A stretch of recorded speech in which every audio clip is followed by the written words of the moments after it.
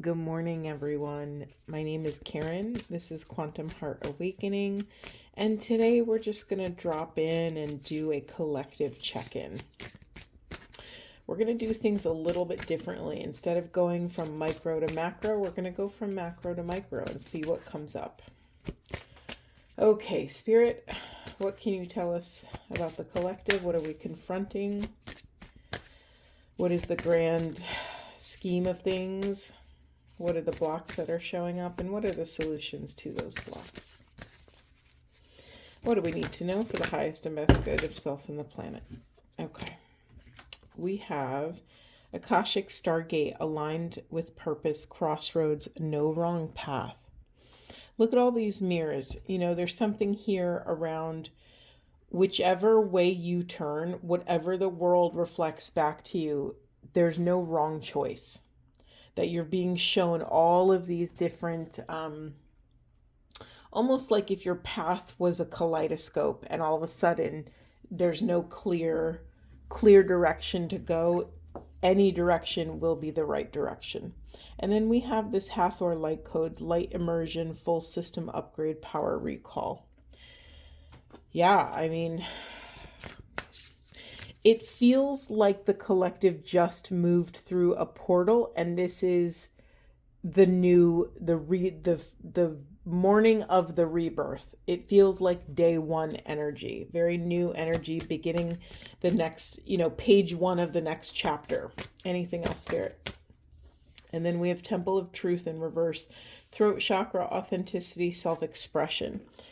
Yeah, it makes sense that if we, let's be accurate, if we have just come through a really big portal and we are now a new ascended, elevated, evolved version of self, or just different version of self with a new perspective, with new self-worth, with new goals, with new desires, it makes sense that it may be difficult for us to truly step into that authentic self-expression. It makes sense, right? We're still getting to know this new version of self. Anything else, Spirit? Anything else?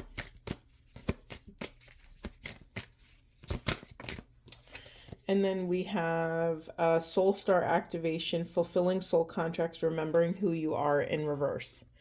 Yeah, isn't it interesting that we're bookended here with these two inverted cards talking about self-expression and remembering who you are. We can remember where we came from. We can remember, our family of origin and the experiences that shaped us. We can remember that for the rest of our lives. It's a matter of how you come into relationship with those memories. Do you let it hold you back and keep you stuck in a box? Or can you look back fondly on these maybe, on these different trials and tribulations with gratitude? If I didn't go through these challenges, then I wouldn't be who I am today, and I wouldn't have the knowledge or the skills that I do today. Okay, let's quickly look in the unconscious. We have Orion activation, supernova, recreation, renewal, rebirth by light. So make sure for some of you, you heard me talking about portals, and we have two portals on the table here. You heard me, I'm sorry, I totally lost my train of thought. Let me just go back to this. Recreation, renewal, rebirth by the light. Okay, remember, this is what's being pushed into the unconscious. So whatever this completion, whatever this final rite of passage of walking through these two pillars of ascension to, walk through the next, this portal into the next chapter of your life. For some of you, there's something that has to die. There's something that you have to admit. There's something that, you're pushing into the shadows that's holding you back from taking these steps through this next level of evolution. Only you can identify what that is. Now, again, you've heard me say this a million times in all my readings, but the unconscious position is what is being pushed into the shadows. What are you ashamed of? Or it hasn't yet come into focus, and this is something that lies outside of your consciousness, meaning something is on the way that will give you the missing piece of the puzzle so that you can take these steps forward on this next leg of your journey. Let's go right into asking that question. Okay, Spirit, what's preventing this collective from walking through this portal? Is there anything... I laugh, completion in reverse. Okay, so you have some cycles to complete, maybe some lessons to learn, maybe relationships to close out. This is interesting that I also got health. I don't remember if it's in reverse, if I'm being honest. I was just thinking of this card and I didn't know what I did with this card. So it may have been in reverse when it came out. Yeah, so taking care of self. Okay, hold on. Let me back up. Is there anything in your life that you have to complete? What does that mean for you? When I say completion, when I say closing the cycle, closing the loop, when I ask you that question, what comes up in your body? Where does it come up in your body? Do you have contraction? Do you have excitement? Do you have grief and stress and frustration? What cycles do you need to close out in order to completely turn towards this new life that wants to unfurl in front of you? Yeah, and it's not an accident that I asked what's blocking the collective from taking these next steps, and we have health. So, I learned as a young spiritual seeker, I learned a very hard lesson, a very hard way, that we can't abandon the physical vessel on our spiritual, energetic, existential pursuits, right? Our body is the transporter. I don't know what I'm saying. Transportation. Our body is our transportation here. It is our temple. It is the grand stage in which we work out all of these things. So we cannot abandon this vessel in order to pursue all these other maybe mental, emotional, spiritual, psychological, academic pursuits. I need some tea. Hold on.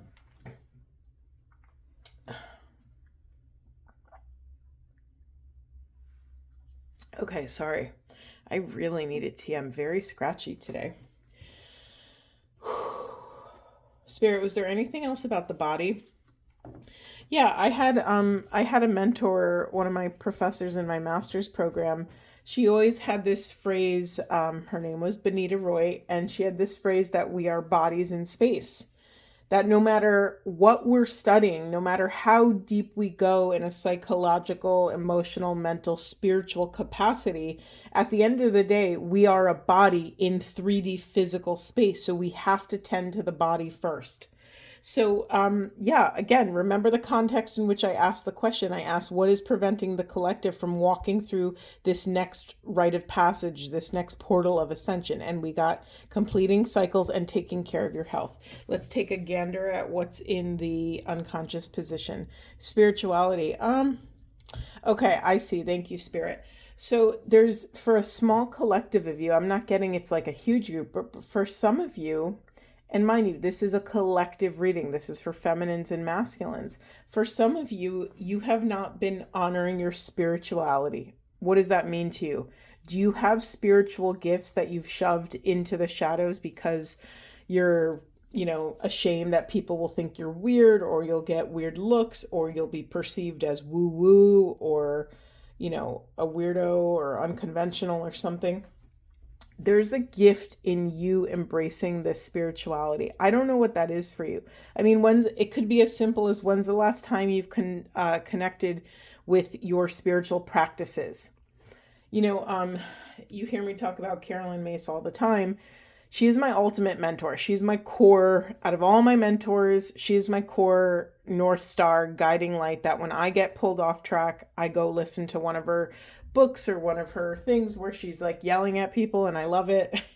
That's the energy. Not everyone likes her, but I like that auntie energy where she's just gonna like scold you and call you out. I need that kind of energy. That's my flavor of transformational work that I like. Why am I bringing her up? I'm already forgetting. Hold on, it'll come back to me. Nope, it's not coming back. We're going to keep on moving on. There was a reason why I brought her up. All right, Spirit, if it's important, bring it back. All right, where else should we go, Spirit? Trust and happiness. I didn't even ask a question. I was just started shuffling the shuffle. Yeah, I don't know. I don't know, Spirit. Say more. Say more, please. Actually, hold on. Let's hone in on a question. Okay, what would support this collective in realigning with their purpose and having enough confidence, self-esteem, self-love, and self-care to close the cycles they need to close and go after their soul's deepest alignment, deepest resonance, deepest happiness? Okay, it's so funny. It's almost like these were the answers to the question I didn't ask yet. Sometimes that happens. But say more, please, Spirit. Say more. We have manifestation in reverse. I don't know where to put these things. And then we have justice. And then we have strength. Yeah, these are all accountability cards for me. In the unconscious, we have travel in reverse. So where do I put this? There we go. Where have you been apprehensive to travel to? Anytime I get a travel card, before I go external, I always go internal. This is a journey of traveling in your own psyche, in your own journey of life, in your own, history and soul mission. This is your journey. So when it talks about bringing justice, where can you take radical accountability to balance out the things in your life that are imbalanced, to close the loop on things that no longer serve you? What does closing the loop mean? Sorry, that's a very like corporate office term, like closing the ticket or whatever. Is it time to let certain people, places, things, relationships, jobs go? What would your life be like? You're allowed to start manifesting. Oh, I get it now. Thank you, Spirit. We had manifestation in reverse. I just put it in the upright so we could really feel into this. Hold on. What else? Didn't we have a trust card somewhere? Oh, yeah, right here. Okay. For some of you, the way your journey has unfurled, it has rocked your ability to trust in your own desires, to trust in your own excitement, your own ecstasy, your own bliss, your own happiness, your own balance and peace. For some of you, let's just lean into the kind of the trauma that we all have in our systems. We all have a version of trauma, right? For some, it's extreme and acute with different events happening. For others, it's like a low grade hum in the background. This maybe you were raised in an environment or a society that never valued who you were or your personality or your soft spoken nature or whatever your flavor of trauma is. So, long story short, what's moving in the collective right now is a call to remember that our deepest happiness is not just a frivolous thing. It's a very acutely important strategic guiding post to our discernment. You've heard me in the last month aggressively talk about how self-esteem and intuition is directly linked. When one rises, the other one rises. When one increases, the other one increases. So in order to dial up our intuition, we have to take care of ourselves in a way that makes us feel good, that makes us convince our souls that we are diligent, reputable stewards of this vessel. Like, here's the thing, and this is what I learned from Mama Mace, but here's the thing. Your soul is consistently testing to see how much you can handle, how much you're ready for. And so it's not the other way around. So this is really important that we understand the order of operations, that we understand that the soul dictates the human, right? The soul and the spirit dictates what the physical vessel does and go through. It's up to us to listen.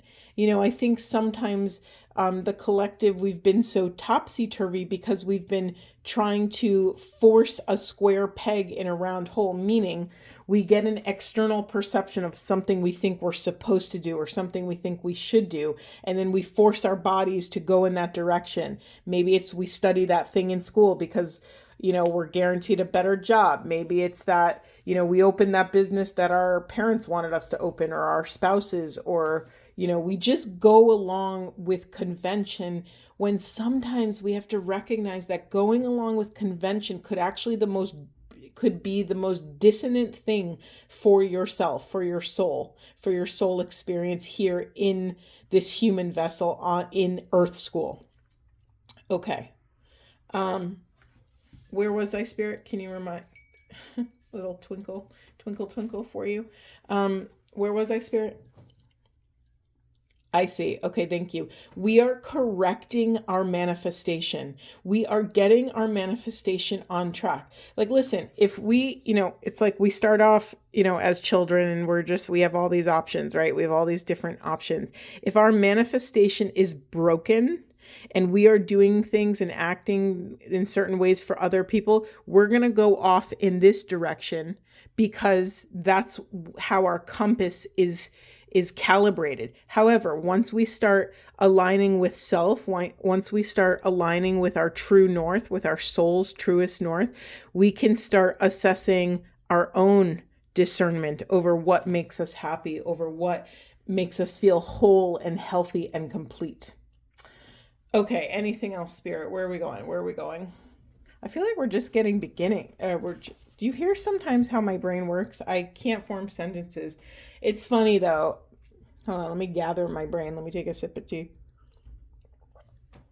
It's really funny when I spend a lot of time channeling, when I sort of come back into Karen's brain and to my own personal mental thinking, I struggle to form sentences. It's very funny to me, but it makes sense because I use a different set of skills or faculties, and it takes me a minute to come back. So bear with my my language issues.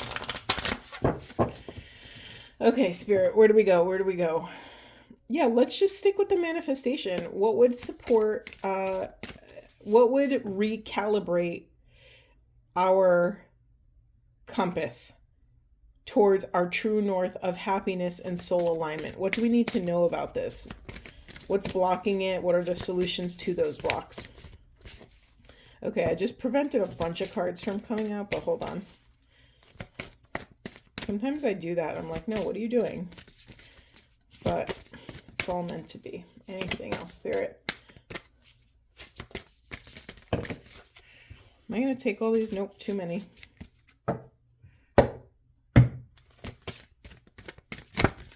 There we go. Whoa, avalanche. Okay, hold on. We have child and we have spirituality and psychic energy. Okay, all right. It never fails. Hold on, I'm picking up cards. It never fails that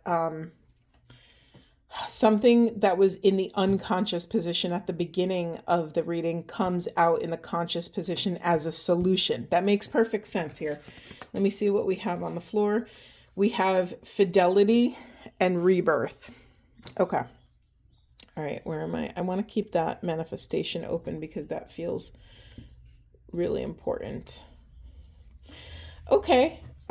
Separate message for some of you speaking to those of you with actual tangible spiritual gifts, meaning claircognizance, clairvoyance, clairaudience, mediumship, divination tools, whatever this is for you. Did you have them as a child? Were some of you very psychic as a child? I mean, they say children up until 8 years old still have access to the other side and still have access to these, they haven't been polluted yet, in a sense. They haven't been, their ego hasn't fully developed to tell them otherwise. So they have access to all of these wonderful energetic gifts. We have spirituality and psychic energy. So what did I ask? I'm trying to remember the question I asked. I asked, what's blocking the collective from recalibrating their compass, or what do they need to know? you need to reconnect with your spirituality, your gifts. It's funny, I'm very drawn to this child and rebirth. So there's almost like not an ascension process happening, but a descension process.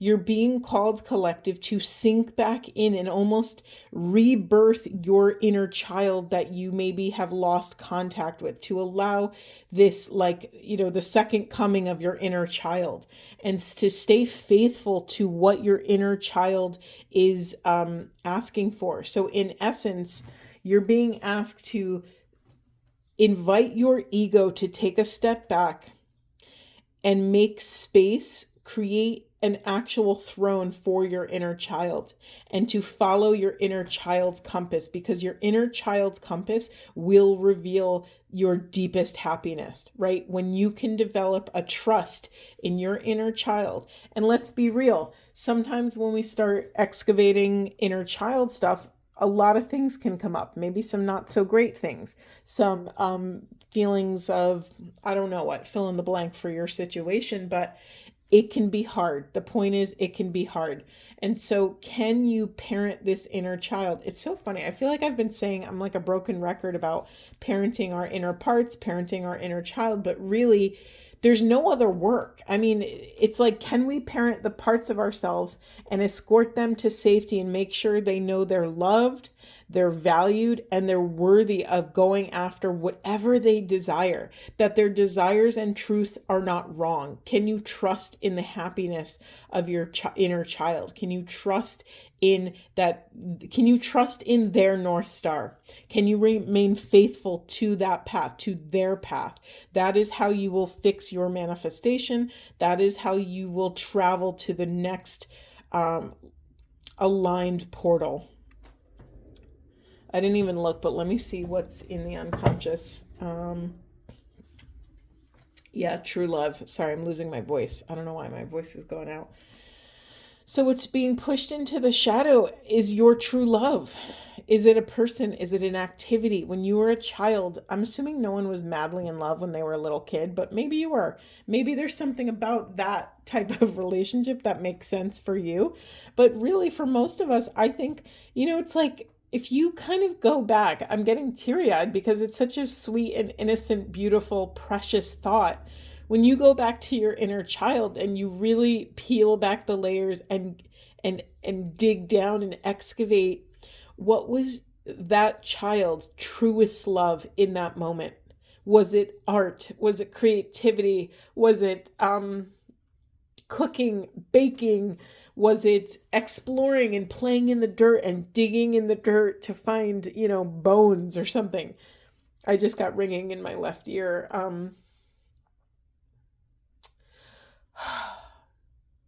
Yeah, there's a lot of emotion coming up because so many of us so deeply, acutely abandoned those inner child desires. And I'm feeling the collective sadness for and empathy for how that inner child felt when we just abandoned them to grow up. It's like I'm getting very much Peter Pan energy, where those inner children never wanted to grow up because they didn't see that there was anything wrong with the way they were living. They were just so excited to live their life and learn new things and explore and have fun. And if they were properly taken care of, meaning they felt safe and protected to be a kid, not everyone has that experience, then they were living it up, right? They were exploring. They were doing what kids do, whatever they want to do. Their natural impulse is to just like do what they want to do. And somewhere along the way, we dilute our intuition. We dilute that beautiful sacred discernment, and we start doing things because we have to do them, or we think we should do them, or society tells us we have to do them. We are being called to excavate this relationship with our inner child, to fall in love again with their core love. What was that for you? What did you spend hours doing as a child that made you lose track of time? Therein lies your gift. Therein lies the key to, I'm just very drawn to this third eye on Hathor here. Therein lies the key to unlock your soul gift. Who said you can't do what you did as a child as an adult. Who told you that? Where did you pick up that programming, that message that said your gifts and talents were not worthy to bring into adulthood? This is what you need to correct the way you think about your own happiness, the way you think about trusting in that happiness. I'm realizing that that's actually the core of the message, that our trust is broken.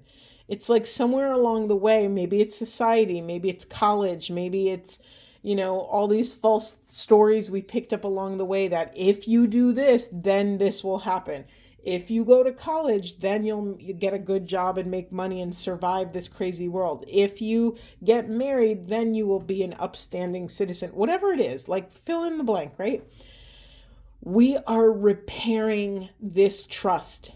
And part of that repairing is excavating the reference points for what does it feel like to trust in our bodies.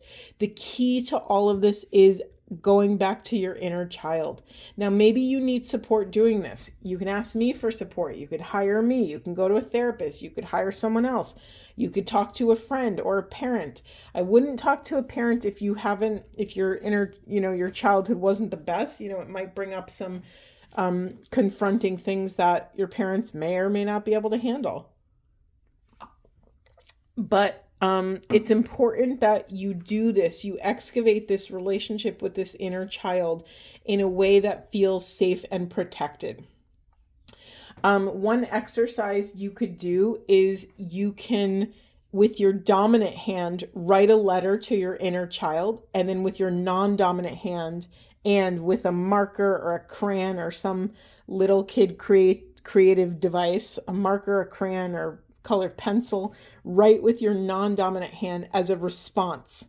You could write, what was your favorite thing to do as a child? Like, dear inner child, I miss you. Where are you? What are you doing? I'm getting emotional because, it's like, where are they? Where have they been? What have they been up to? Sorry, I don't know why this is so moving to me. I just had this visual that we have a whole planet of inner children that have been like abandoned in some capacity.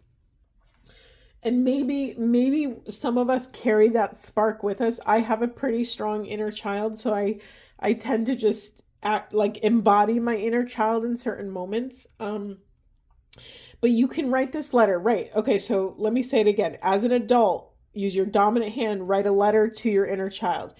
You could ask or talk about whatever you want to talk about. And then you could just say, how's your life? What are you doing? I miss you. This is my life. This is what I'm struggling with. I miss doing what you used to do, but I can't remember. Can you help me remember? And then with your non-dominant hand, answer them. And it's really wild because it's your non-dominant hand. It looks like a little kid wrote it. And it's a pretty crazy exercise. Highly recommend. I'm going to leave that there. Is there anything else, Spirit? Yeah, that visual has really gotten to me. That visual that we have a whole planet of like abandoned inner children really is tugging at my heartstrings and making me feel all the feelings.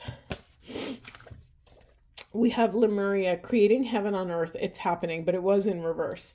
And then we have another reversal, Sisterhood of the Rose, beauty and devotion, priestess, mystic, teacher. What would happen if we made our inner child our greatest mentor? We have, in the unconscious position, we have dance with life. Do something to change your energy. So for some of you, no, let me speak in the terms of us. For some of us, right, this is a collective reading, it's really hard to even take a step towards getting out of something that is unhealthy for us. It is hard to even believe we are worthy to create a life around us that looks different, that to know we deserve to excavate our deepest happiness, to trust that it's okay to build a life that is actually wonderful. So many of us, get caught up on the conveyor belt of life, and we don't even think to question it. So what's being pushed into the shadow is this belief that we could do something to change our energy. Anything else, Spirit? Anything else? Yeah, let's get a little animal card. Sorry, my nose is running from all the tears, from all the sacred little drops. Okay, we have a couple cards here. We have Elk, the nobility card. It says, celebrate your accomplishments with humility. You are crowned with success. Powerful forces guide you. Your ability to conquer challenges is limitless. And then we have this dolphin card, which for me is such an inner child card because it's a play. Dolphins love to play. They're some of the smartest. They use the most brain power out of any creature on the planet, I believe. I don't know if that's correct, but I think it's correct. It's more than us, I know. We have this play card, swim in the happy joy of living. Inhale confidence and exhale fear. Dive into your wisdom, go with the flow. This is such a nod to the inner child. Like, dive into the wisdom of your inner child. Little kids are freaking fearless. Not all of them, but a lot of it, like little kids, like I'm talking 2 or 3 years old, their egos haven't developed to protect them, to tell them that there's danger around them. I don't know the exact age and brain development and whatever, and life cycle, and you could look all that up, but there's this fearlessness that little kids have, right? They lunge themselves off the couch or out of their parents' arms, and they totally believe that they're safe to do that. There's like a safety that they're going to be caught, whether that's conscious or not. I don't think so. I think it's just a byproduct of not knowing what this new world is, because when they were in their mother's wombs, it was safe to do anything, right? Like, where are they going to go? Like, they're not going to fall off the couch when they're in utero. And so they're still learning, like, oh, this isn't the same world, warm, cozy world that I lived in. I have different, my mom's not always going to just give me nutrients through the umbilical cord. I have to actually cry to get her attention now, and then she'll make a bottle or she'll breastfeed. Like, this poor little kid who's just been ripped from their cozy, sorry, that was aggressive language. They were, just birthed through from their cozy, warm home. And now they have to like learn how to communicate and ask for needs and demand certain things. And it's so uncomfortable. And so I'm laughing I'm laughing as I'm saying all this, because I'm like, Spirit, why are we going here? Like, why is this coming out of my mouth? And it's bringing this whole thing full circle. Adults, collective adults here, we are being asked to go through that portal of learning how to ask for what we need again. Oh, what a cool message. That is such a freaking cool message. Thank you, Spirit.